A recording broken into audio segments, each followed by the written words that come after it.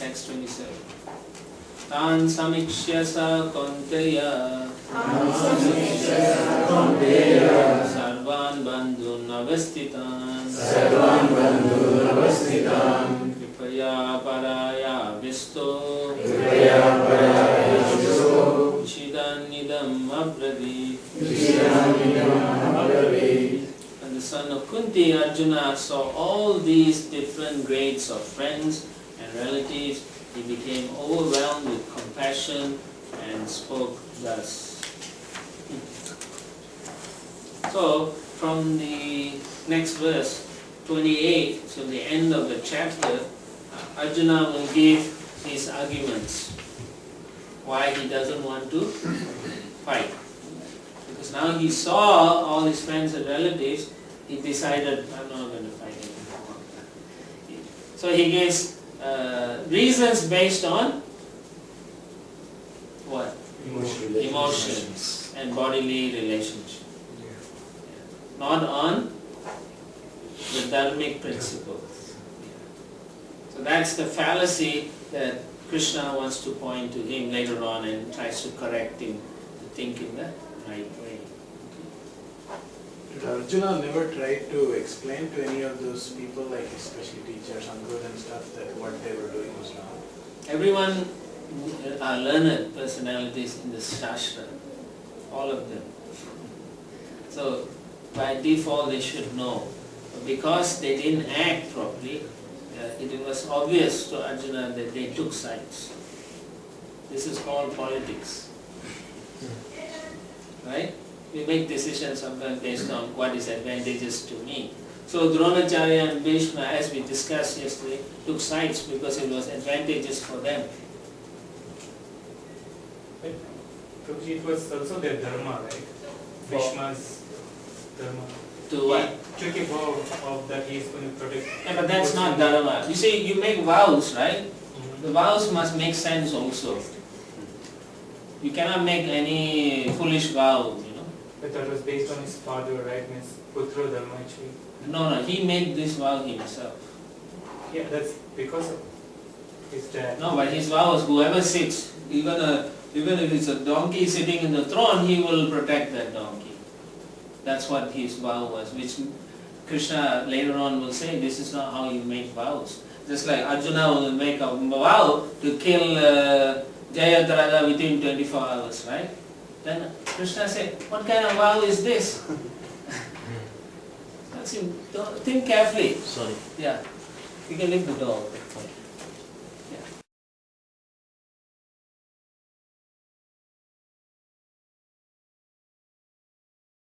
Okay, so from text 28 to the end of the chapter, Arjuna will give 5 reasons.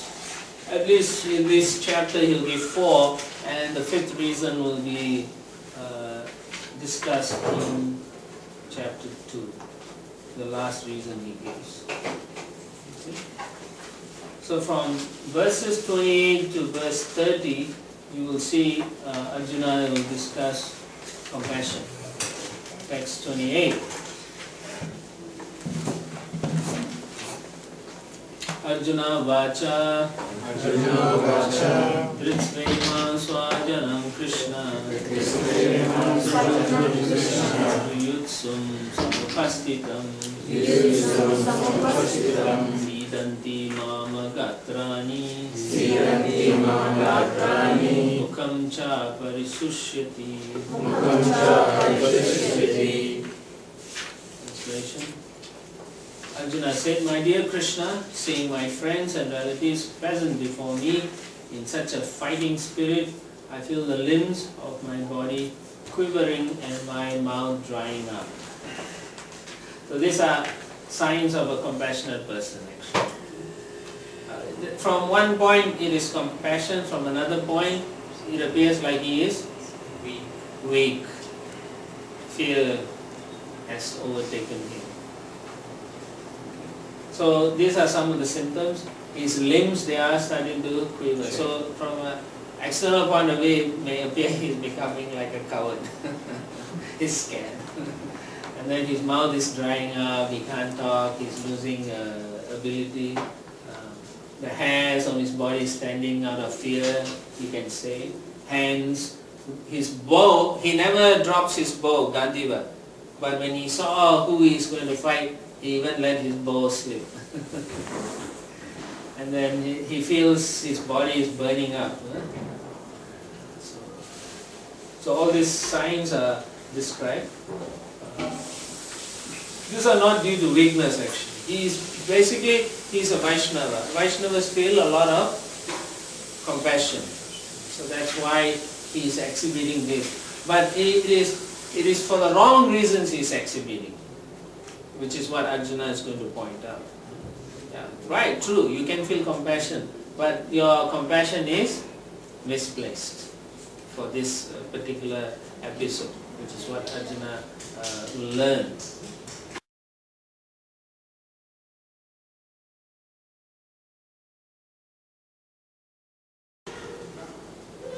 Text 29.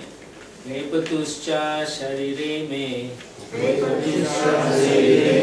Roma harshascha jayate Gandivam shramshate hasta Vakchaiva paridayate. My whole body is trembling, my hair is standing on end, my bow Gandiva is slipping from my hand, and my skin is burning.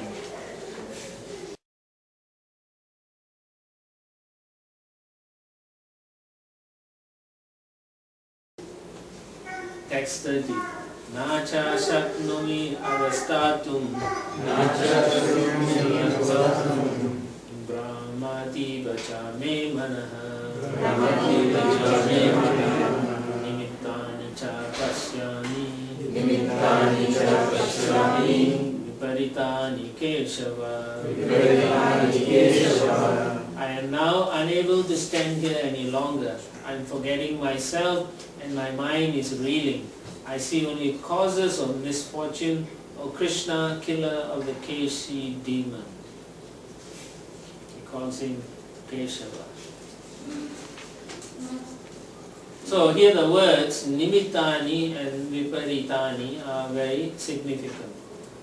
Srila Prabhupada translates Nimittani as causes and Viparitani as just the opposite. Arjuna, he's seeing that many events that he foresees that's going to happen because of this war. So he's thinking, even if I win, there's going to be opposite effects. So that's what he's feeling very fearful here.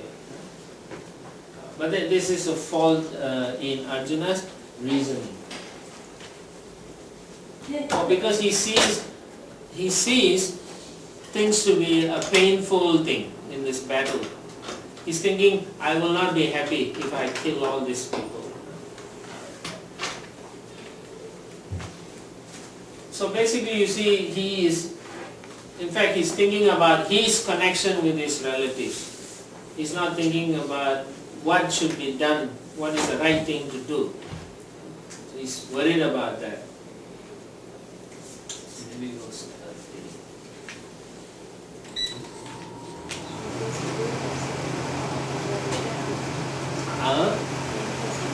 Yes. But the reason why he doesn't see anything is, as I said earlier, Krishna has covered him so that Krishna can speak the BhagavadGita. Otherwise there's no reason. He's very qualified.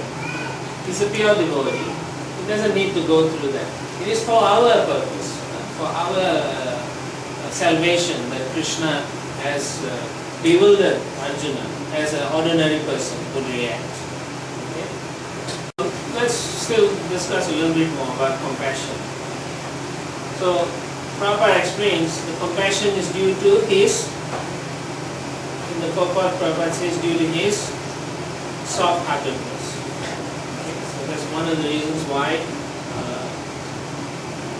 a devotee by nature, because he worships Krishna, has a soft heart.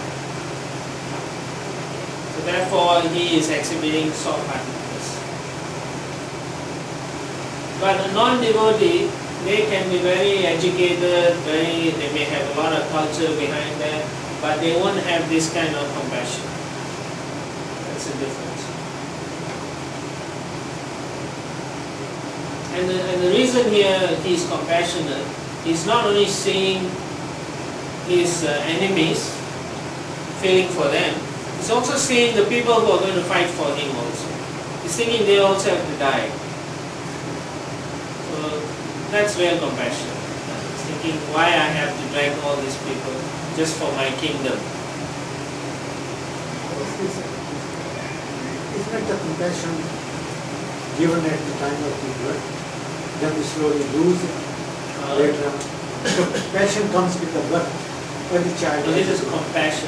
Yeah. Yes, compassion. Yeah. Compassion comes with the birth. That So is it stays with you unless you lose it. if your heart is hard, if you do wrong things, Yeah. your heart becomes hard, right? Yeah. So then you start losing. Then you lose. Yeah. But if you are following dharma, then the compassion is maintained, or you develop further compassion. And generally, in societies nowadays, we don't learn compassion anymore. What we learn? Ruthlessness. Right? If you can cheat somebody or trick somebody, go ahead, make money out of that. That's what society is nowadays. So therefore, you become devious, and then you become less compassionate. You see somebody being murdered, you don't react. Just like a few months back, I was astonished and shocked in India where this girl was raped, and people just didn't do anything. So that means they've lost compassion. So we cannot allow such things to stop us from being a human being. A human being displays compassion. Someone who's not a human being, is an animal, doesn't know what compassion is. That's the difference. So as I said, the opposite from a devotee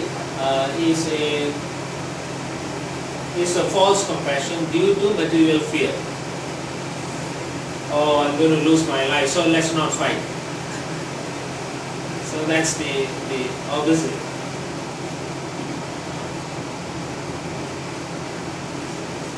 And then you become impatient. Okay, let's quickly get it done and let's get up. But actually you're fearful. So that's the opposite, false compassion. Oh, I think they all will die, so let's not fight. So that is the opposite of. So you can see two things, but you have to understand who Arjuna is. Then you know his compassion is real. He's a devotee. But an ordinary person reading it may see the false thing. Okay? And the other thing is, if you attach to something too much, then you also have false compassion. Because you covet something, you don't want to lose that. So then you say, oh, to protect that you will show compassion. So and then you become bewildered. Except Krishna. Huh? If you attach yourself to Krishna, Then it's okay. Well, the whole point here is to get attached to Krishna.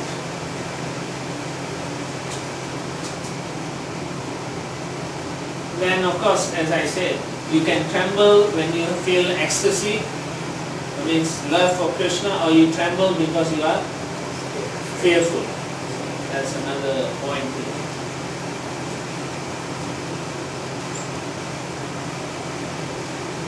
So when you are too attached to material things and someone comes and takes it away, you become fearful also. You become disturbed. So that's another reason we were talking earlier. We don't want to be too attached to material things. Only Krishna. So that this is a cause of fearfulness.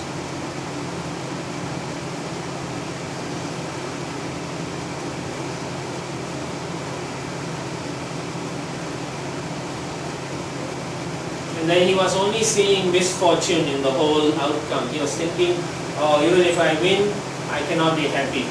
So he was lamenting already. And then he only saw frustration with what he wants to do, and he saw everything as too painful. If I kill, I'll miss my cousins, my uncle, my father, and so on and so forth. So basically his interest here was misdirected. It's totally misdirected. And he didn't understand what is the real self-interest. What is the real? His real self-interest should be to please Krishna. What Krishna wants, that's what he should do. But he was thinking about his interest, not Krishna's interest.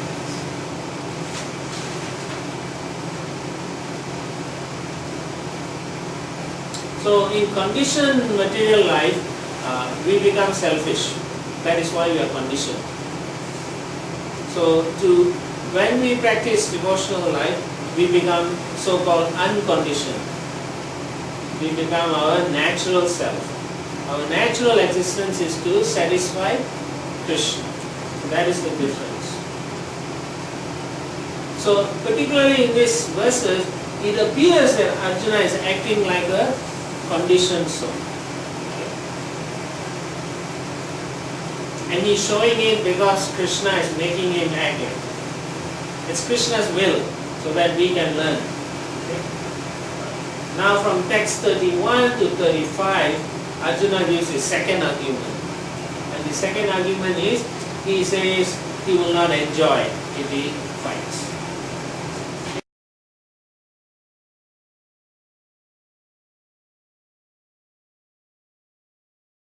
Text 31. Na chasveyo nu pasyami atva svajanam mahave na kamshe vijayam Krishna na charajyam sukani cha. I do not see how any good can come from killing my own kinsman in this battle. Nor can I, my dear Krishna, desire any subsequent victory, kingdom, or happiness. So this is what we call Arjuna's blind conception of life. Because he cannot see the right way to achieve even the material happiness. What we speak about Krishna's desire. He can't even see he himself being happy.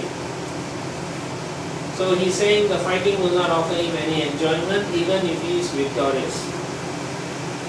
So this is what Prabhupada says, if you look at the purport. In such a blind conception of life, they forget even the causes of material happiness.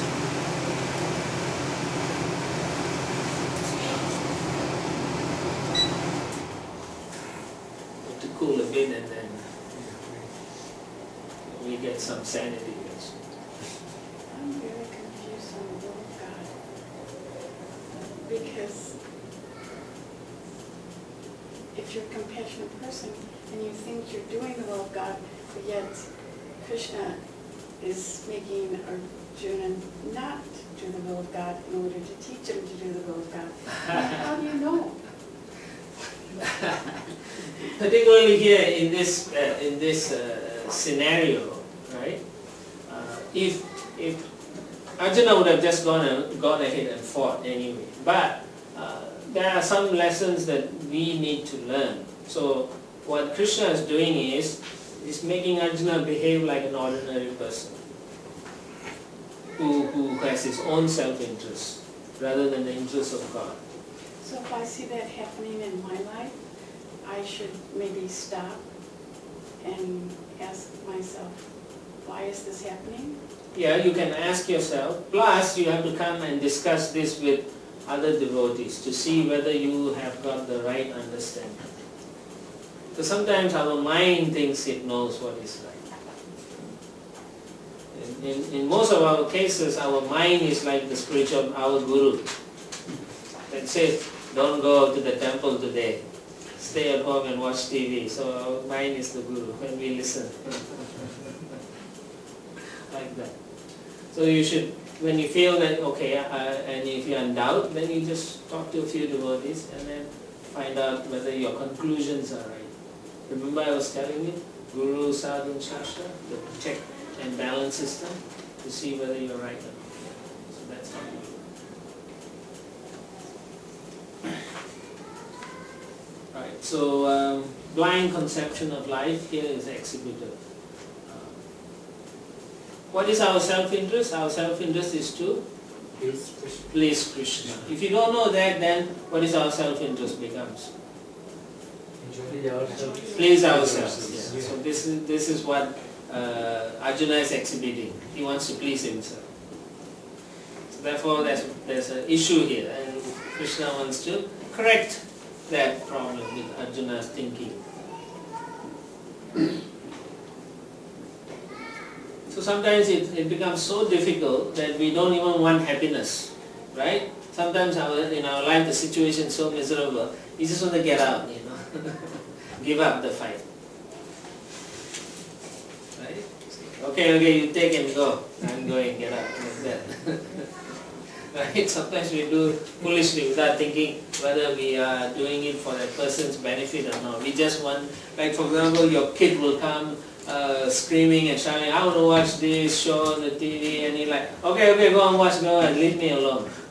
But they may be watching something nonsense because you didn't want to think carefully. That's our position. So we forget like that. So Arjuna refuses to fight, but as a Kshatriya, this is not what he is meant to do. A Kshatriya should be ready to fight.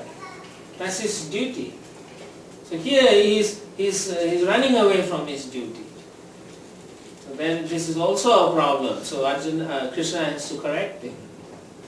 So what are you doing?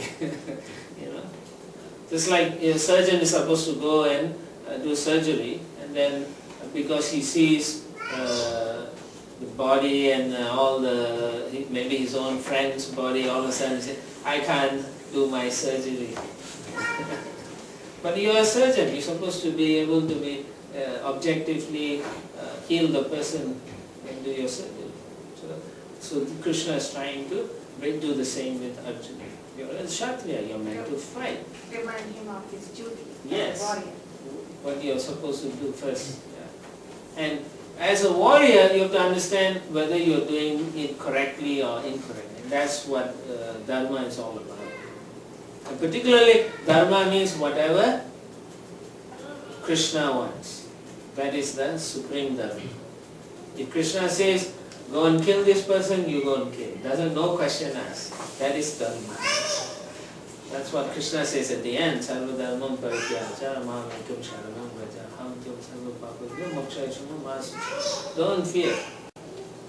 Give up everything. Just do what I tell you. Because I will protect you. So you have no more sin to worry about. So here Arjuna is reluctant to fight. Reluctant to kill his enemies. What to speak of his relatives. Because he's thinking, if my relatives die, then I have no one to enjoy with. He's not thinking, these people are already bad people. Oh, that's the other thing also. They're already dead too. But he's not thinking that they are bad, they are against Dharma, and they've done so many cruel activities. They need to be punished. He's not thinking. Now what happens if you don't correct someone? They keep doing it, and it's also not good for them. They will incur more and more sin, karma, so they will actually suffer more in the next life. Lose a lot of friends in this life. That's right. In Mahabharata, actually the war took place because of the issues between Kaurava and Pandavas. But in real life, we see a lot of things, wrong things happening in the society. So shouldn't we just fight for just in general, not only when it affects us Yeah. personally? Yeah, in general you should, but time, place and circumstances also. You can only fight to your capacity. Right. Yeah. So you have to do what you can do. Like for example, like take the elections, then you have two people and then they both not qualified. So will you pick will you pick one over the other or you understand what I'm saying? So you have choice. Yeah. Because sometimes I hear from Krishna devotees that Yes. you should just do your Krishna, chanting and devotion. Don't worry about what's going on outside in the world. Oh no, not like that, not completely. They're giving you a general thing you have to chant. So, like I said, if you see someone stealing somebody's purse or something, you can't. Speak up. Yeah, you should not speak up. You make sure you catch the guy. Yeah. But if you're not sure if the person has a weapon, then you at least call the police or whatever like that. So that should be the positive thing you should do. You should do what you can do, not do beyond your means, or not do anything at all. So that is wrong. Okay? Like for example, you're not a policeman, so you don't go chasing after a criminal who's shooting at people, right? No, you can't. So you take down their number plate and call the police. So you're doing your duty. Smartly. Yes. Yeah. Particularly nowadays, because there's so many mixed modes, as I said. Everyone has some qualities of goodness, passion and ignorance. It's not like Kshatriyas. Their mode of passion is really strong. We don't have that. We have people with a combination of passion and ignorance. Right, yeah, like even in our workplace, Yes. your boss or whoever tells you to do certain things, it's not like you don't have confidence in his leadership. Yes. What he tells you, if that's right or wrong. Yeah. So the analogy between Krishna and Arjuna, it's not the same as, between No, exactly. It's a different, slightly different. But you can see the principles can apply to some extent. Yeah. That means authority tells you, you listen. So the same way Krishna is telling, he's the authority, you listen. But the problem with us is we listen to instructions or teachings that pleases our senses. When Krishna tells you don't do something, we say, well, I don't like that because it doesn't titillate my senses. So we base all our lifestyles around sense enjoyment. But that is not the goal of life. What is the goal of life? To please Krishna. To please Krishna, to love Krishna. So pleasing your senses won't enable you to please Krishna. But if you please Krishna, Just senses, then he will please you automatically because he is Rishikesha. Right? Rishikesha, Sevanam Bhakti Uchyate.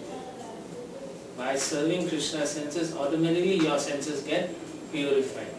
Sarvo Upadi Vinirmuktam Tat Paratlena Nirmalam. Rishikesha, Sevanam Bhakti Uchyate.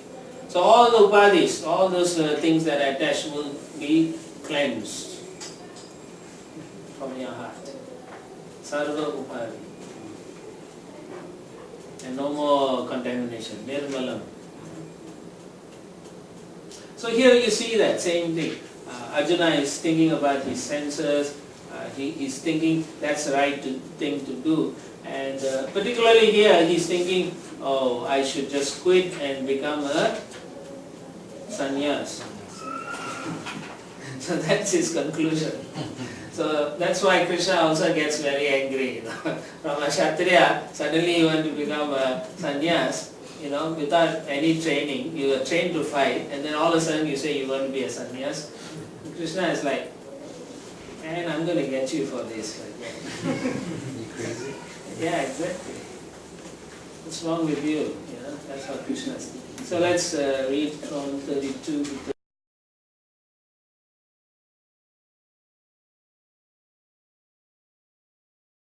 35. Kim no rajyena govinda, Kim bhoga jivitena va, Eshamarte kangshitam no, Rajyam Bhoga Sukhani Cha Taime Vashtita Yuddhe Pranam Tyaktva Dhanani Cha Acharya Pitara Putras Sataiva Cha Pitamaha Matula Swasura Pautra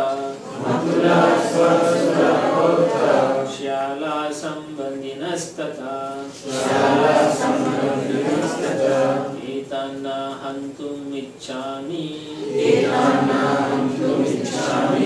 Natopi Madhusudana Api Prailokya Rajyasya Eto Kinnu Mahikrite Vihatya Dartarastranna Kapiti Janardana. Translation. O Govinda, of what avail to us are a kingdom, happiness, or even life itself, when all those for whom we may desire them are now arrayed on this battlefield? O Madhusudana, when teachers, fathers, sons, grandfathers, maternal uncles, fathers-in-law, grandsons, brothers-in-law, and other relatives are ready to give up their lives and properties and are standing before me, why should I wish to kill them, even though they might otherwise kill me? O maintainer of all living entities, I am not prepared to fight with them even in exchange for the three worlds, let alone this earth. What pleasure will we derive from killing the sons of Dhritarashtra? So this is a typical calculation materially. He's not seeing from the religious point of view, he's not thinking of the proper principles. He's not thinking like that. Now he's totally thinking of what he feels good, but he wants to kill. And then he's completely forgotten why this battle is taking place also. Totally it's gone now, So that's why he's saying Govinda. Govinda means he who gives pleasure to the cows and to the senses. So indirectly he's saying, Krishna, you should also give me pleasure. But Krishna is not meant to give us pleasure. We are meant to give Krishna pleasure. So indirectly he's saying, Krishna, why are you forcing me to kill my own uncle and grandfather and teacher? Why are you, doing such an act? So that's why he's asking. So the Lord will satisfy our senses to the extent that we deserve, not to the extent that we covet. So that's the difference. Whatever little bit you deserve, that little bit sense He will allow you to enjoy, but not to covet and become greedy and so on. So that's the position of Govinda. And Govinda is not meant to satisfy our senses, as I said earlier. Govinda, we are supposed to satisfy Govinda. Another word for Govinda means he gives pleasure to the cows also. So in Vrindavan, whenever he plays his flute and calls the cows, they feel great joy. The cows feel great joy when they see Krishna. And he touches them and then he hugs them. So much affection there is. So when you try to please Krishna's senses, Govinda's senses, then automatically, without thinking about your own senses, you will be graced by the Lord. You will be blessed by the Lord. That way you feel completely satisfied. Right? It's just the concept, or Srila Prabhupada gives the example, like if you water the roots, all the branches and leaves, everything is satisfied. But if you are going to water each leaf, then the whole tree is not satisfied at all. So that's how the difference is. When you satisfy Krishna, the whole three worlds is satisfied. And And do you know the pastime of Draupadi? When Durvasa Muni was coming to feed, when Duryodhana sent Durvasa Muni with his 60,000 servants. So what happened was Duryodhana wanted to cause problems for the Pandavas who were in the forest. So he told Durvasa Muni, please, he served him very nicely, and then Durvasa Muni said, you served me so nicely, what do you want? What boon do you want? Oh, I want you to go and bless my cousins, Pandavas. They are suffering so much in the forest, but you should go after a certain time. So he knows that after a certain time the Pandavas would have finished eating, so there won't be anything. So you should go after that, and you please take prasad. So the Durvasa Muni comes, he comes just after the Pandavas finish eating. So now Draupadi has this Akshaya Patra that was given to her by sun god. Anyway, this Akshaya Patra is able to give as much prasadam as anybody, no matter how big the audience is, she can feed them, as long as she doesn't eat. As soon as she eats, that pot will stop producing for that day, like that. So she has finished eating. So then Durvasa Muni comes and says, oh, my servants and I, we are hungry, so can you please feed us? So Yudhishthira said, yes, sure. So then he came and told Draupadi, and she said, oh, my lord, I just finished eating. And then she said, do something. So she started praying to Krishna, oh Krishna, please help us, we don't know what to do now. So, and then as she was contemplating, Krishna knocks on the hut, and then she opens and he says, I'm hungry, can I eat something? And then she says, I just ate, I can't even produce any more from this patra. He said, no, let me look at the patra, there must be something. No, I washed it already. He said, no, let me look. So when she bought the patra, it's so, according to the Mahabharata, it says that there was a little bit of tulsi. Yeah. So then Krishna takes that, and when the Lord took it, the entire universe felt satisfied. So in the meantime, Yudhishthira told Durvasa Muni and the 60,000 servants to go and refresh themselves in the river. And then he told Bhima. Bhima was in the forest, big size with a big maize club, and then he was, rolling it. And he said, you take care of the sage and the 60,000. So while they were taking bath, when Krishna ate the tulsi, the entire universe, everyone felt full, completely satisfied. So Durvasa Muni felt full. He said, I can't eat. So all his servants looked at Durvasa Muni and said, we feel very full. We can't eat. Then Durvasa Muni looked at Bhima. Bhima was whacking the club against his palm, practicing, and then he said, if we don't eat, this guy will beat us. So then they talked quietly, and then they all ran away the opposite way.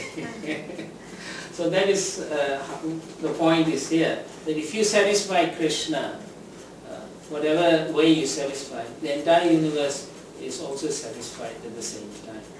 So when you please Krishna, everyone is pleased with you. That's the point in that whole pastime of Krishna, with Durvasa Muni and so on. In the same way, Arjuna is not thinking clearly at this moment.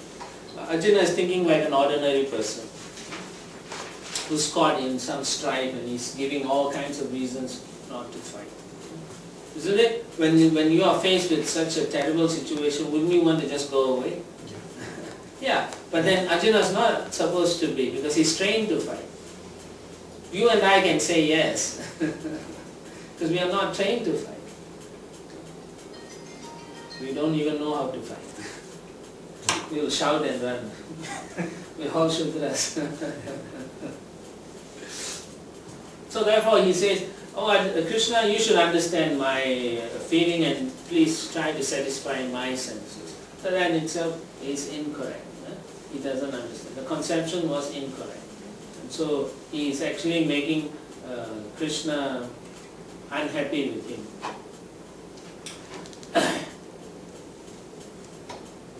Now, in general, in material life, people like to show off. They like to show their opulence to everybody. Look what I have and so on. But then Arjuna is thinking, if I get all these opulence and I kill all my relatives, who have I got to show off? That's one. And then the other reason he doesn't want to kill is because he wants people to say he's a good man.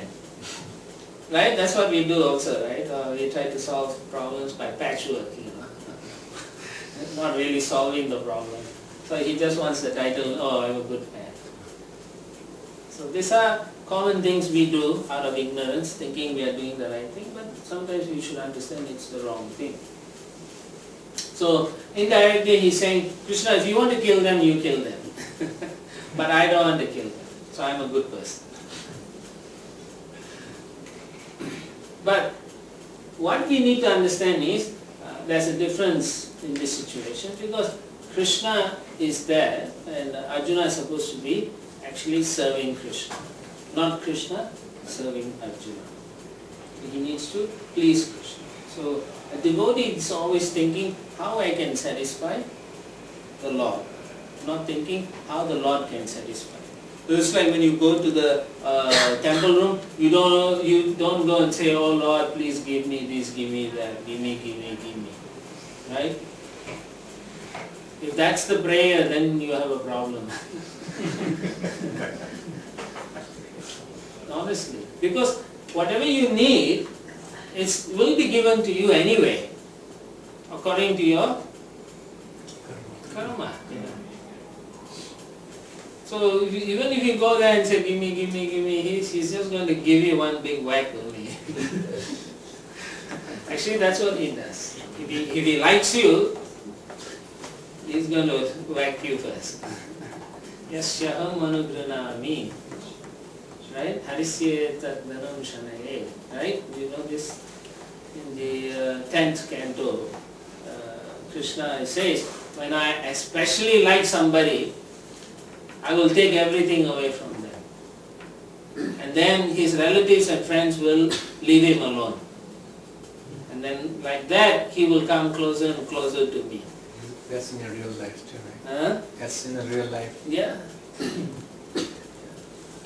But people don't understand. They think Hari means what? He takes away. But he takes away only for a devotee. Not for some nonsense. So if you are sincerely praying to Krishna and you have problems without from letting go material things, then Krishna will take away that material thing to help you. But if you are a nonsense, he is not going to bother with you, because material nature will take care of you. So people have a wrong concept. They say, I don't want to pray Krishna because he will take everything away. Or they say, don't give the flute because he will blow everything. Why do you think he wants to waste his time with you? It's not going to waste his time with you. Krishna only spends time with his devotees. Devotees who have difficulty giving up something, then he will take or he will assist them in that sense. So don't think in this way that he. So I see sometimes you go to some Indian home, they take away the flute of Krishna. What is this? Where is this nonsense philosophy coming from? He is the Supreme Lord, right? Just because you take his flute, he can't do anything? You rascals. Just see, right, how foolish we are. We think like that. I never heard of it. Me too, I've never heard of it. No, so many people do this. Doesn't make sense. Yeah, exactly. It doesn't make sense. So they think like that. Okay, so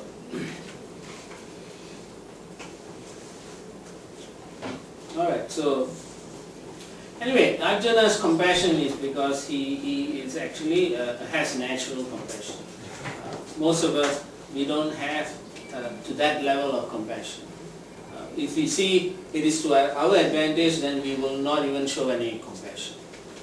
If you think, if this guy dies, then I get so much from that his death, let him die. Right? That's how he will calculate like that. But Arjuna is not like that. He's not thinking. So therefore, he is on a different level altogether. And that's the reason why he felt, let this foolish cousin brothers, let them enjoy. I don't want to kill them. That's what he's feeling. But as I said earlier, it's misplaced because Krishna doesn't want that to happen. Text 36.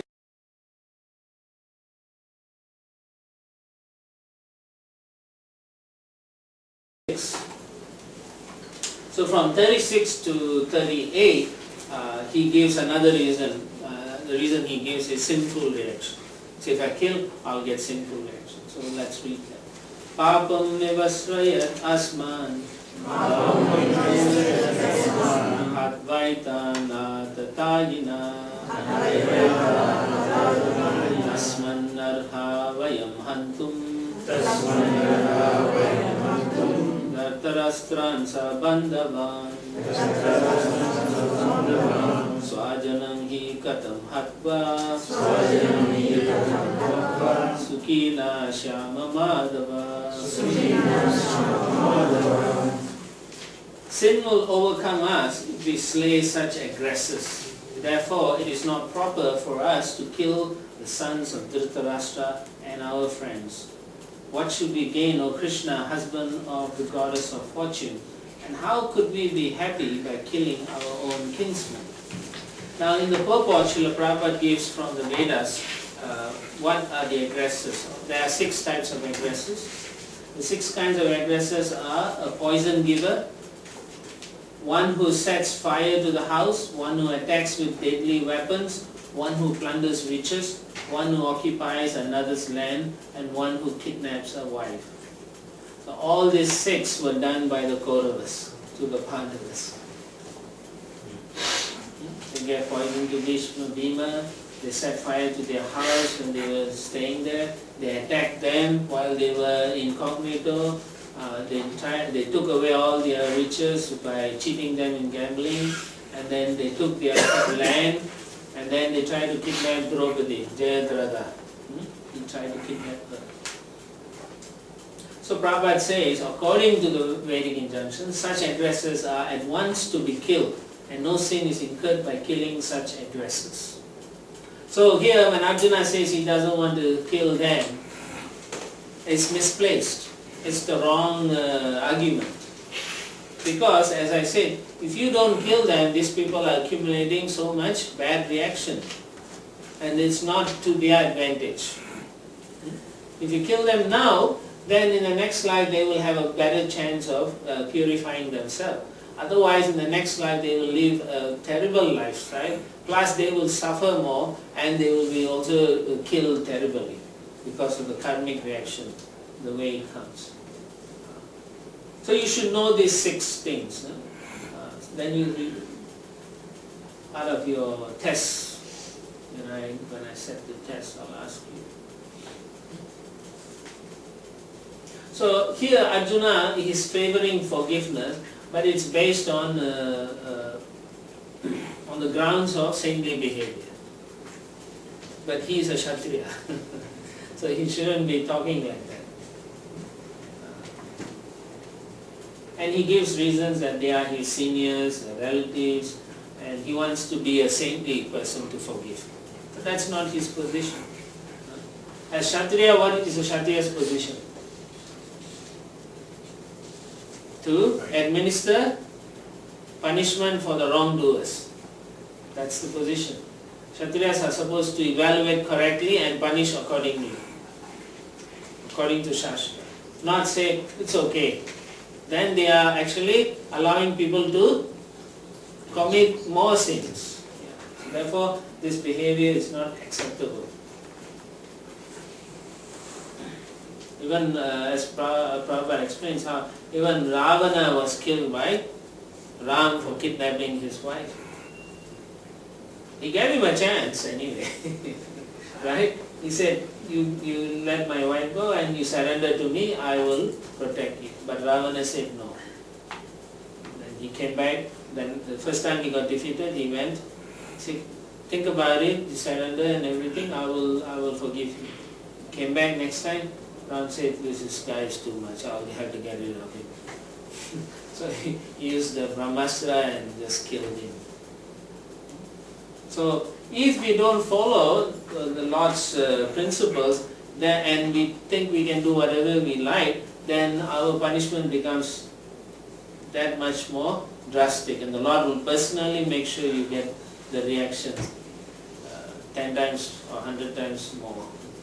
So if you know something that you shouldn't be doing, then you do, then the reaction will be 100 times more. Out of ignorance is one thing, but knowingly doing is wrong. So as a Kshatriya, he knows that he shouldn't be doing this.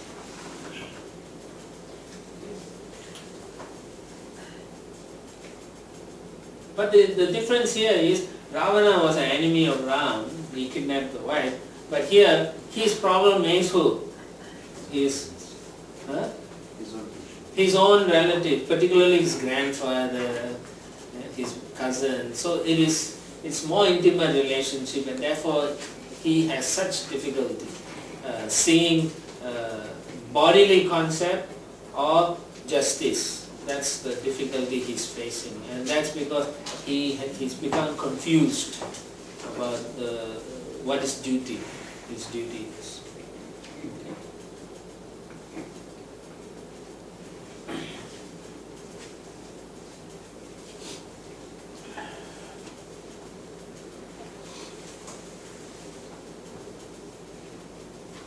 So then that's another reason Prabhupada explains. He calls Krishna Madhava.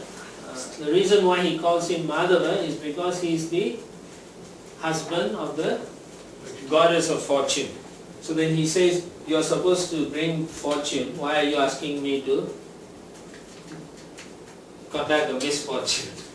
Because he feels killing his relatives and so on is misfortune. Okay. So therefore, based on this, Arjuna says, because it's sinful, I don't want to fight.